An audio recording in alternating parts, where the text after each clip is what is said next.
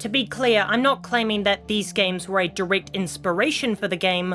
More like if I was pitching Black Myth Wukong to you, I'd say it's X crossed with X. So let's break it down and see what's in the DNA of Black Myth Wukong.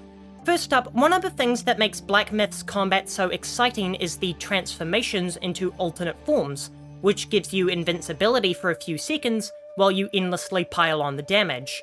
What this reminds me of is the icons in Final Fantasy XVI, where Clive could take on the powers of one of the summons and use their unique abilities to mix up his playstyle. Both Wukong and 16 go out of their way to make these alternate transformations as flashy as possible, simply spewing glistening particle effects all over the screen, which really helps to sell the extra devastation you're laying on your enemies when you use these forms. Another thing that's similar between the two is how the defensive combat consists entirely around dodging. Sure, Clive can counter enemies, but there's no parry button. You have to get a perfect dodge in order to get some free hits on the enemy. So in both games, dodging will be your primary way to avoid damage. Of course, Wukong puts much more emphasis on precision dodging, as the stamina mechanic means you can't abuse the technique and have to manage the number of times you dodge, while 16 is more than happy to let you roll your way to victory. Progression in these two games is also quite similar. While Wukong will let you upgrade your stats, its most useful skills will come from upgrading your spells and transformations, as you're better off spending your will to get better armor and weapons, rather than invest sparks into your stats. In that same way, Final Fantasy XVI's skill tree focuses entirely on your icon abilities, and there's little change to your basic combo system across the game, and you're better off upgrading your super moves by reducing their cooldown or adding extra effects. The next inspiration comes from Black Myth's focus on bosses. There are a lot of bosses in this game, and that's great because they're easily the star of the show, but the game is far more than a boss rush, as once you get past the early chapters, the boss fights become less and less frequent. What this reminds me of is a less structured version of No More Heroes, which had levels that consisted of mowing down enemies that were hardly threatening before wowing you with a huge spectacle boss. Both games heavily emphasized their bosses as the main selling point, as the rest of the experiences feel quite dull by comparison. In both games, the only enemies that pose a threat do so because they have annoying techniques, rather than having difficult attack patterns to learn. Of course, level-based design like No More Heroes has disappeared in recent years, with video games hiding their game-like structure and making themselves come off as more cinematic experiences, hence why we have chapters instead of levels now.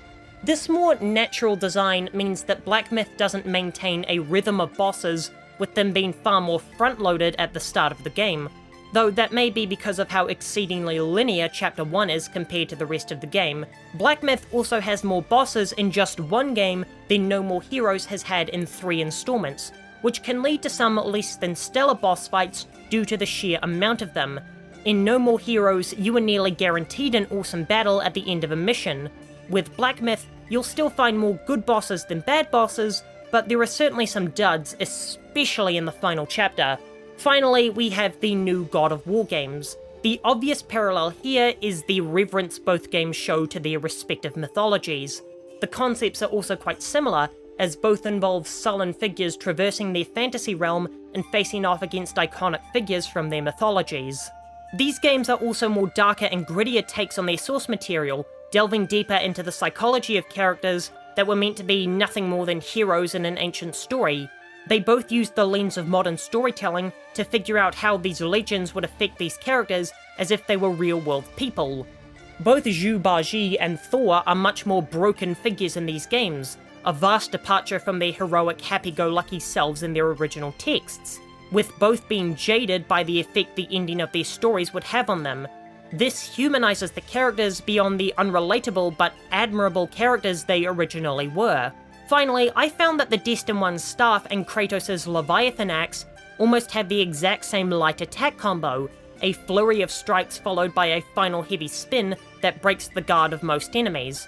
Of course, Kratos is more devastating because of the power fantasy nature of God of War, but I still found these games to feel the most similar from an offensive standpoint. While I don't think any of these games directly influenced the developers of Black Myth Wukong, Almost every game can be broken down into components taken from other video games, as originality is exceedingly rare to come by these days, and that's not a bad thing, as long as you're combining or refining the works of others and are not just derivatively ripping them off. I'll be back in 2 days. In the meantime, here's a video about the best boss fights in Black Myth Wukong.